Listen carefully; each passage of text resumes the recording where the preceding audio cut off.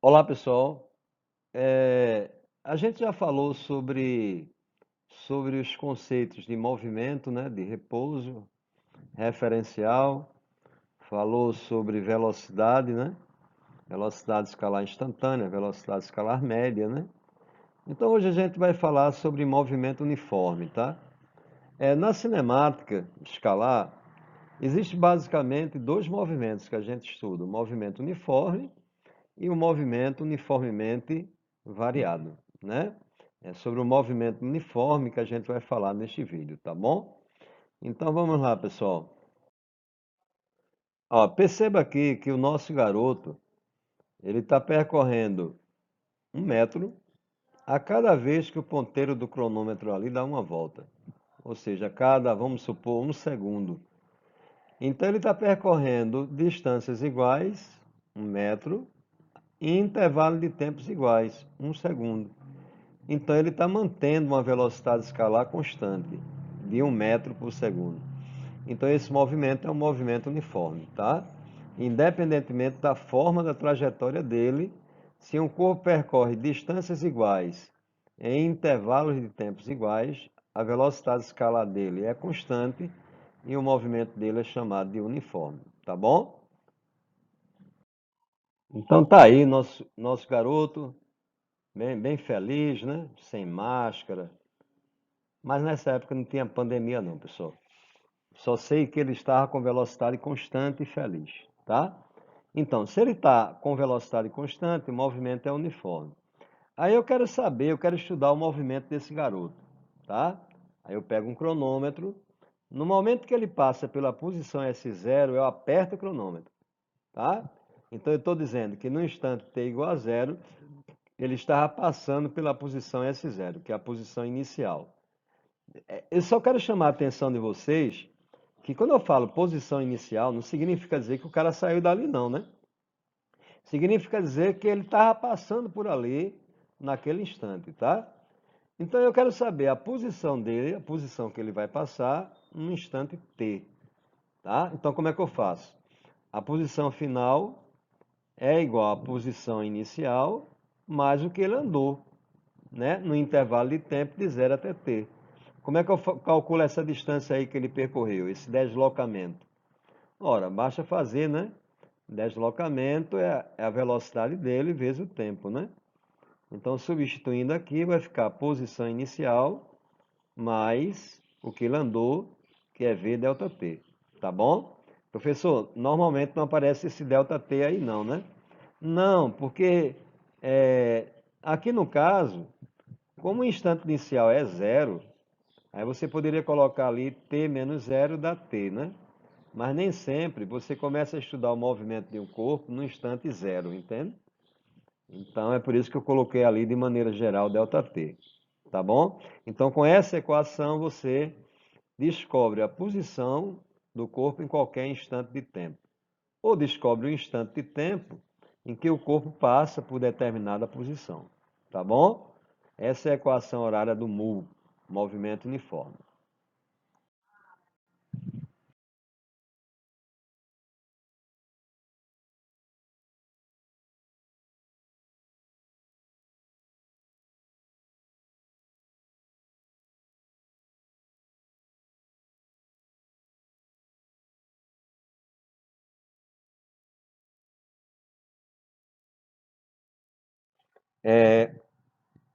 Um exemplo é, pai e filho caminham numa BR com velocidade escalar constante igual a 1 metro por segundo em módulo. Sabendo que no instante t igual a zero, eles passam pelo quilômetro 18, o instante que eles passarão pelo marco zero dessa BR será, ora, orientação aqui da trajetória, orientação positiva, no instante zero, eles estão passando pelo quilômetro 18, né? Eu quero saber o instante que ele passa pelo marco zero dessa BR, ou seja, pelo quilômetro zero. Perceba que eles estão caminhando contra a orientação positiva da trajetória. Então, o movimento de pai e filho é retrógrado, velocidade negativa, né?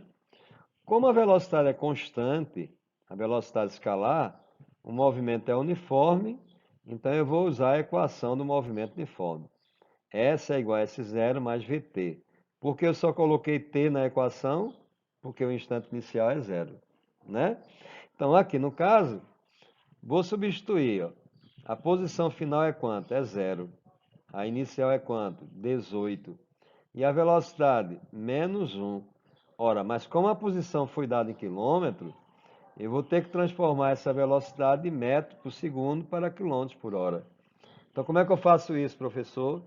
Tá lembrado? De metro por segundo para quilômetros por hora, eu multiplico por 3,6, né? Então, é por isso que menos 1 vale quanto? Menos 1 vezes 3,6 dá menos 3,6. Então, resolvendo a equação, né? 3,6t é igual a 18. Qual é o valor de t? 18 sobre 3,6. Isso é igual a 5 horas. Então, após 5 horas, pai e filho passarão pelo quilômetro zero dessa BR, pelo marco zero dessa BR, ok? Então, esse exemplo aqui, ele envolve encontro, tá? Encontro entre dois corpos que realizam um movimento uniforme. Então, o exemplo diz assim: duas pessoas A e B caminham sobre uma mesma reta com velocidade constantes e iguais a 1 metro por segundo e 2 metros por segundo, respectivamente. Determine, em cada item abaixo, um instante de encontro entre elas, admitindo que no instante t igual a zero, elas estão separadas por 3 metros, tá bom? Então, como é que eu resolvo o problema? Eu encontro a equação horária de cada um, tá? E no encontro, a posição de um vai ser igual à posição do outro. Aí iguala a equação de um à equação do outro, entende? Por exemplo, ó, o movimento é uniforme. Qual é a distância entre A e B? 3 metros. Então, a posição inicial de A é zero, a posição de B é 3. Eu considerei a posição de A igual a zero, entende? Só para facilitar, tá? Eu poderia considerar a posição inicial de B igual a zero. Então, a de A seria menos 3, entende? De tal maneira que a distância entre A e B fosse 3 metros. Então, como A e B estão em movimento uniforme, né? Eu pego a equação horária de A e a de B, a equação horária do movimento uniforme, e substituo os valores, né? A posição inicial de A, quanto é? Zero. A velocidade de A, 2 vezes t. A equação horária de B, posição inicial de B é 3, velocidade de B é menos 1, porque o movimento de B é retrógrado, tá? Vezes t. Então, no encontro, a posição de A é igual à posição de B, ó. Então, é igual as equações, ó. A equação horária de A e a de B. Resolva a equação, né? 2t mais 1t dá 3t, que é igual a 3. T é igual a 1 segundo. Então, eles se encontram no instante 1 segundo, tá? Para eu encontrar a posição de encontro, como é que eu faço? Bem, eu substituo o valor de t do instante de encontro em uma das duas equações. Ó. Onde tem t, eu coloco 1. Então, vai ficar SA igual a 2 vezes 1. Posição de A no encontro é 2 metros, né? Então, ó, se a posição de A é 2, a posição de B é 2, porque no instante de encontro, a posição de A é igual à posição de B. Se eu pegar a equação horária de B, ó, e no lugar de T eu colocar 1, que é um instante de encontro, vai ficar 3 menos 1, 2, né? Então, até o encontro, ó, posição de encontro é 2 metros. Então, até o encontro, qual vai ser a distância percorrida por A e B? Ó, a distância percorrida por A vai ser 2 metros. E a distância percorrida por B, 1 metro, né? Na verdade, dá menos 1, né? 2 menos 3. Mas o sinal negativo indica apenas que B está caminhando contra a orientação positiva da trajetória. Tá bom? Então, no item B, A e B estão caminhando no mesmo sentido, né? Então, eu procedo do mesmo modo para encontrar um instante de encontro.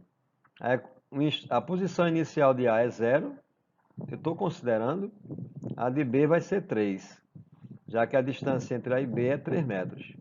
Então, como A e B realizam movimento uniforme, eu utilizo a equação horária do movimento uniforme. Para A, né? Posição inicial de A, quanto é? 0.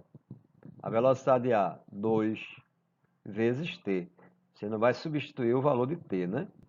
Porque para cada valor de t você tem uma posição diferente. Bem, a equação horária de B fica assim, né? 3 mais 1t. Posição inicial de B é 3, velocidade é 1 vezes t.